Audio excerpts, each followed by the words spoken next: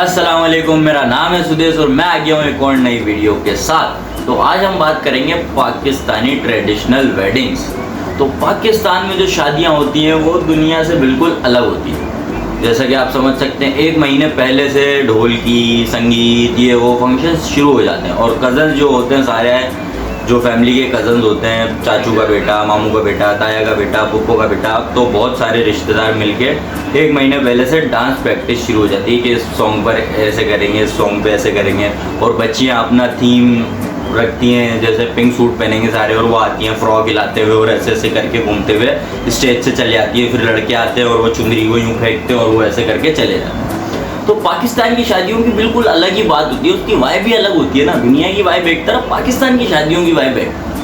तो बात कर लेते हैं माइयों की। तो माइयों में ऐसा होता है कि पहले तो होती है रस्म, फिर होता है मंड के खाना। खाने में बेसिकली होता है पाकिस्तान में माइयों के अंदर ज़्यादातर टिक्का, पराठा, कबाब, पूरी और गोला कबाब, सीख कबाब, बंद कबाब नहीं, सॉरी ये स्क्रिप्ट में ही था, सॉरी काट देना। हाँ, फिर बंद कबाब बोलते हैं। टिक्का, ग्रीन बोटी, वाइट बोटी, मलाई बोटी, ये सब होता है मेन्यू में। और बात करते हैं फंक्शन की, फिर उसके बाद होता है फंक्शन, फिर उसके बाद डांस वगैरह, ये वो बहुत सारी चीज़ें होती हैं। तो बहुत ही एक अच्छा यूनिक फंक्शन होता है।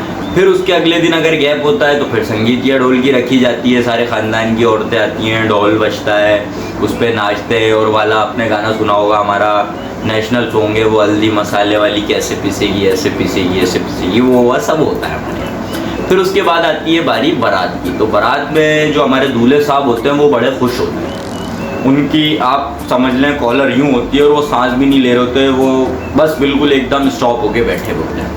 और दूल्हे की माँ की बात की जाए, उनकी तो वाइब भी अलग होती है, बाजी ऐसे वो सबसे मिलती है। दूल्हे का बाप, सबसे ज़्यादा टेंशन होती है उसके ऊपर कि सब मेहमानों का इस्तकबाल करना, सारी चीज़ों की। और इसी तरह लड़की वालों की तरफ से भी दुल्हन के माँ बाप, वो तो सभी परेशान होते हैं। बात हम किसी और उसमें करेंगे। फ़िलहाल हम बात कर रहे हैं शादी की। तो शादी की बात हो और ऐसा हो नहीं सकता कि खाने की बात ना हो। खाने की बात पे आते हैं हम लोग, लेकिन पहले बात कर रहे थे हम दूल्हे के बाप के बारे में।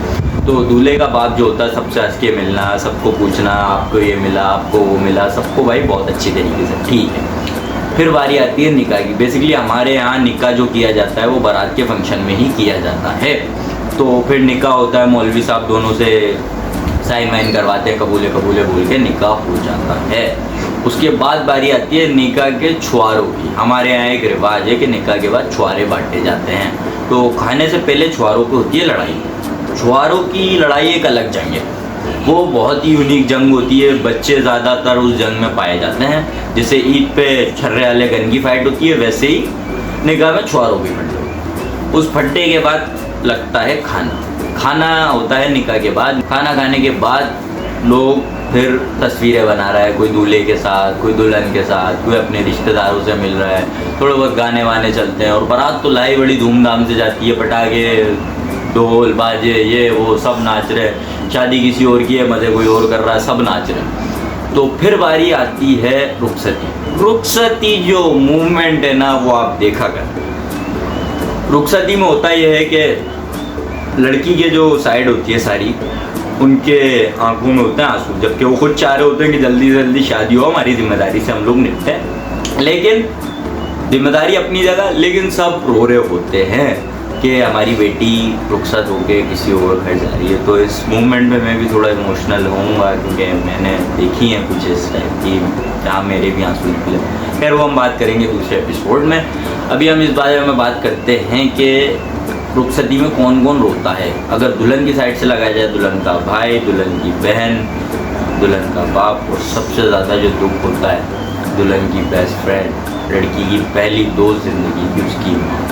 हर लड़की की ज़िंदगी की सबसे पहली और सबसे अच्छी दोस्त होती है उसकी माँ। सबसे ज़्यादा दुख उसकी माँ को। और जो अगर बच्ची खुश हो अपने नसीब में, उसको सब मिल गया हो, उसका नसीब अच्छा करे अल्लाह पाक, हर बेटी का नसीब अच्छा करे, फिर माँ को तसल्ली मिलती है कि हाँ मेरी बेटी खुश है, तो वो खुश रहती है। तो ऐसा ही कुछ होता है पाकिस्तान की शादियों में। फिर आती है वलीमे की बारी। तो वलीमे में ऐसा होता है कि लड़की वाले लड़के वालों की तरफ आते हैं, वो बहुत अच्छा एक फंक्शन होता है। वलीमा हमारे यहाँ सुन्नत भी होता है, तो वलीमा तो करना ही चाहिए, भले निकाह सादगी से हो जाए लेकिन वलीमा अच्छा होना चाहिए, वलीमे का खाना अच्छा होना चाहिए। फिर वलीमे का खाना होता है और इसी तरीके से हो जाती है पाकिस्तान की शादी। एंड फिर बारी आती है हनीमून की। तो पाकिस्तान के लोग हनीमून अलग ही तरीके का हनीमून होता है कि अपने घर से निकले, बड़ी बहन के घर चले गए, चाचू के घर चले गए, ताया के घर चले गए, यहाँ खाना खा के आ गए, ये दावत हो गई, इसी में पूरा हो जाता है इंसान।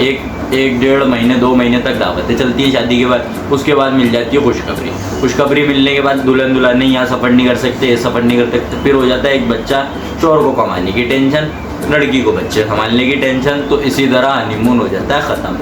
100 में से मेरा ख्याल है 30% लोग होते होंगे जो अपने शादी के बाद पाकिस्तान में हनीमून पे जाते हैं, वरना 80% 70% आवाम नहीं जाती, क्योंकि उनको टाइम मिलता ही नहीं है, ज़िंदगी ऐसे ही मसरूफ़ कर देती है। और कहीं ना कहीं अब देखा जाए तो हर जनरेशन, हमारी जनरेशन, आपकी अब जो नई जनरेशन है वो आजकल अभी से ही मसरूफ़ है। आजकल हम अपने दोस्तों को टाइम नहीं दे पाते, फैमिली को टाइम नहीं दे पाते। बस पैसा ऐसी चीज़ है, इंसान को बस अपना गुलाम कर दिया पैसे। तो मेरी रिक्वेस्ट है कि इस चीज़ से बचे। पैसे की आवाज़ बहुत बुरी है, अगर अहमियत देनी है किसी चीज़ को तो काम को अहमियत दें। और मेरी वीडियो बनाने का मकसद यही है कि मैं आपको अच्छी बातें पहुंचाऊं।